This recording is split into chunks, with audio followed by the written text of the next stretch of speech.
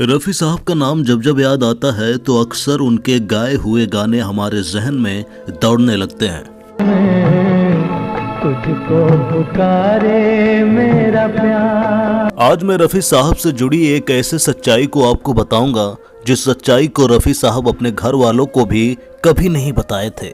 और जब रफ़ी साहब इस दुनिया से चले गए तो उस सच्चाई को जानकर सभी चौंक गए थे।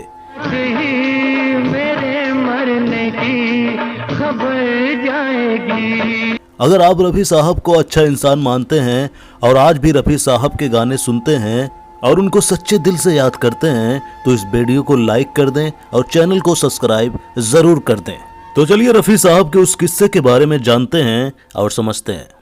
रफ़ी साहब के दुनिया से जाने के बाद एक फकीर उनके घर पहुंचा और रफ़ी साहब से मिलने का जिद करने लगा।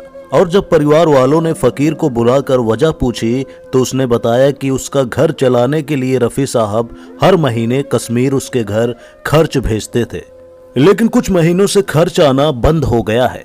वो फकीर रोते हुए कहता है कि आखिर उन्होंने खर्च भेजना क्यों बंद कर दिया, यही पूछने मैं आया हूँ। फकीर की उस बात को सुनकर कोई फकीर के ऊपर यकीन नहीं कर रहा था।